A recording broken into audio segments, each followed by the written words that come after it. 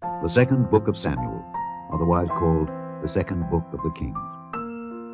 Chapter 1. Now it came to pass after the death of Saul, when David was returned from the slaughter of the Amalekites, and David had abode 2 days in Ziklag, it came even to pass on the 3rd day, that behold, a man came out of the camp from Saul, with his clothes rent, and earth upon his head. And so it was, when he came to David, that he fell to the earth, and did obeisance. And David said unto him, From whence comest thou? And he said unto him, Out of the camp of Israel am I escaped. And David said unto him, How went the matter? I pray thee, tell me. And he answered, That the people are fled from the battle, and many of the people also are fallen and dead, and Saul and Jonathan his son are dead also. And David said unto the young man that told him, How knowest thou that Saul and Jonathan his son be dead? And the young man that told him said, As I happened by chance upon Mount Gilboa, behold, Saul leaned upon his spear, and lo, the chariots and horsemen followed hard after him. And when he looked behind him, he saw me, and called unto me, and I answered, Here am I. And he said unto me, Who art thou? And I answered him, I am an Amalekite. He said unto me again, Stand, I pray thee, upon me, and slay me, for anguish is come upon me, because my life is yet whole in me.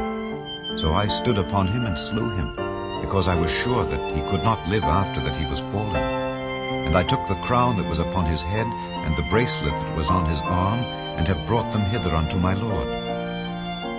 Then David took hold on his clothes, and rent them, and likewise all the men that were with him. And they mourned, and wept, and fasted until even, for Saul, and for Jonathan his son, and for the people of the Lord, and for the house of Israel, because they were fallen by the sword. And David said unto the young man that told him, Whence art thou? And he answered, I am the son of a stranger, an Amalekite. And David said unto him, How wast thou not afraid to stretch forth thine hand to destroy the Lord's anointed?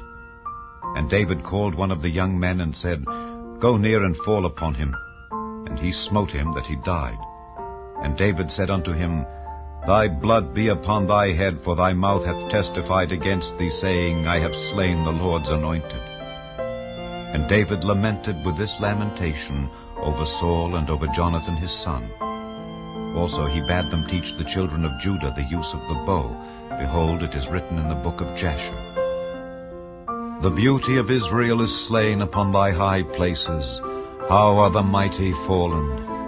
Tell it not in Gath, publish it not in the streets of Askelon, lest the daughters of the Philistines rejoice, lest the daughters of the uncircumcised triumph.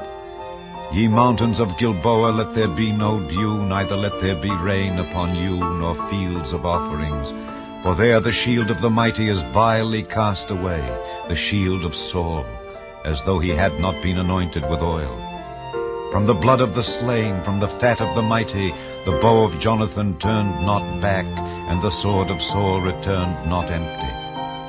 Saul and Jonathan were lovely and pleasant in their lives, and in their death they were not divided. They were swifter than eagles, they were stronger than lions. Ye daughters of Israel, weep over Saul, who clothed you in scarlet with other delights, who put on ornaments of gold upon your apparel.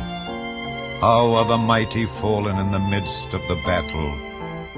O Jonathan, thou wast slain in thine high places. I am distressed for thee, my brother Jonathan. Very pleasant hast thou been unto me. Thy love to me was wonderful, passing the love of women.